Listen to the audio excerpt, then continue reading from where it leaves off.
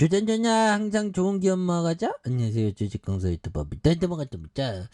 자, 현대차에 대한 부분 옛날에 회장형이 이때 자사주 매입했는데요. 이때도 자사주 매입할 만한데 보면. 그래서 현대차 굉장히 잘 나갑니다. 보면. 그래서 이번 달 55억 달러 조지아 공장이 착공한 이런 부분에서 한국의 현대 자동차에 대한 정부는 이번 50억 달러 규모의 전기차와 배터리 공장의 착공에 대한 부분. 그래서 현대차는 2025년 상반기에 연내 30만 대 규모의 상용 생산을 시작할 계획에 있다라고 말해주고 있죠. 그래서 조지아주 사바나의 현대그룹 메타플랜트의 기공식에서 현대차 그룹이 2025년까지 전기차 생산 등 미국 내 미래 모빌리티 육성을 위한 50억 달러를 투입한다는 약속의 일환에 대한 부분 이렇게 얘기를 해주고 있죠. 그래서 미국의 전기차 세금 정책에 대한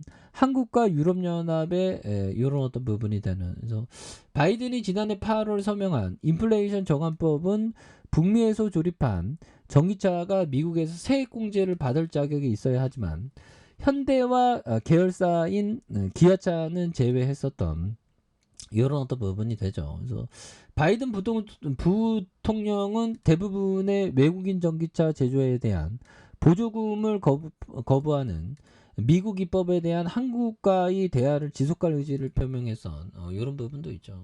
그래서 자, 현대차에 대한 부분 굉장히 어떤 세게 다시 한번 좀 오를 수 있고. 그래서 지금 뭐 현대차 이런 부분 이 우선주가 좋습니다. 79,000원 이런 부분. 현대차 3우비도 좀 많이 떨어졌네요. 보면. 그래서 지금 뭐 한 주당에 이런 어떤 부분에서 뭐 자동차의 부분은 이전과 굉장히 달라졌죠. 그래서 자동차에 투자하는 거 어떻게 보면 로봇 기업에 투자하는 거 똑같죠. 왜 그러냐면 자율주행이 실현된다면 로봇이 되는 거니까 어떻게 보면. 그래서 자, 이런 부분에서 자 보면 BPS가 보면 30만 원. 근데 주가가 보면 16만 7천 원 굉장히 싼데 보면 그런 부분에서 이 머스크 천재형은 요즘에 뭐하죠 보면 이런 부분. 지금 카카오 서비스 복구 지연. 카카오톡가 일부 카카오톡의 다음 서비스도 지연되고 뭐 난리 났죠 보면 그런 부분에서 자 보면 현대차에 대한 부분 현대차가 아니고 일론 머스크 자 보면 머스크에 대한 부분 지금 뭐 머스크 형 하루 새 14억 원치 팔렸다. 일론 머스크가 깜짝 상품.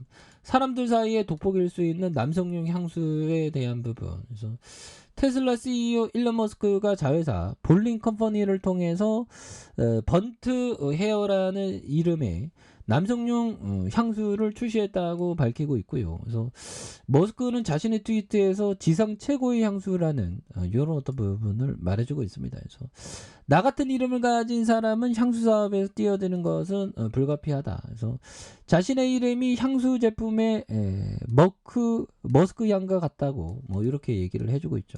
예, 그렇게 해서 머스크는 지난달 보링 컴퍼니가 사람들 사이에 돋보길 수 있는 남성용 향수를 내놓겠다고 이렇게 얘기한 부분이 있겠습니다. 예, 그렇게 해서 자 보면 이런 어떤 부분에 대한 현대차에 대한 부분 여기에서 기타법인에서 또 이렇게 잘 잡아준 이런 어떤 부분이 되기 때문에 자 이 부분에서 자, 뭐, 대바닥선입니다. 대바닥선에서, 뭐, 역전이 뭐 또, 충분히 또, 강하게 또 나올 수 있는, 그런 어떤 순간들은 또, 많이 나올 수 있는 부분이 또, 되지 않을까라는 그런 생각을 좀 말씀을 드려보도록 하겠고요. 예, 그런 부분에서. 자, 보면, 앙드레 코스라니 형이 얘기했던, 요 점을 보면요.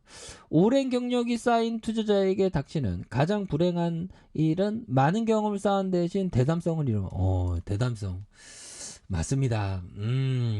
근데 버피처형은 대담성을 잃어버리지 않았죠. 야, 그 형은 보면 막 전 재산을 두 종목에 투자할 때도 있었고, 그 다음에 애플에 대해서는 지금 포트의 40% 넘게 갖고 있는 정말 어떤 엄청난 형입니다. 보면 그런 점.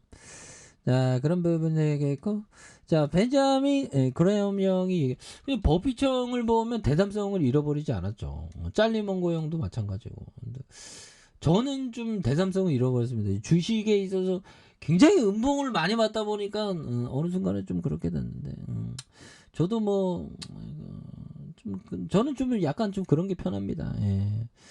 벤자민 그레엄 형이 얘기했던 덜 알려지고 재정이 탄탄한 실속이 있는 기업을 내재 가치보다 싸게 사는 게 핵심이고, 내재 가치보다 굉장히 좀 싸게 사기 위해서 노력을 해야 되겠죠. 그런 부분에서. 자, 다시 한번 자, 뭐 현대차는 내재 가치보다 굉장히 좀 싸게 살 수 있어서, 자, 현대차를 보면 뭐 33년간인가요? 그래서 2,890원에서 지금 16만 7천 원이면 몇 배 상승한 거죠. 뭐 어마어마하게 상승했습니다. 그래서 뭐 현대차의 기여는 정주영 형의 바로 해봉이 해봤죠? 뭐 이런 어떤 부분이 정말 어떤 모태가 된 부분이 있죠. 그런 부분에서. 자, 보면 이런 부분에서, 자, 보면 벤자민 그레엄 형이 얘기했던 요 점을 한번 보도록 하겠습니다.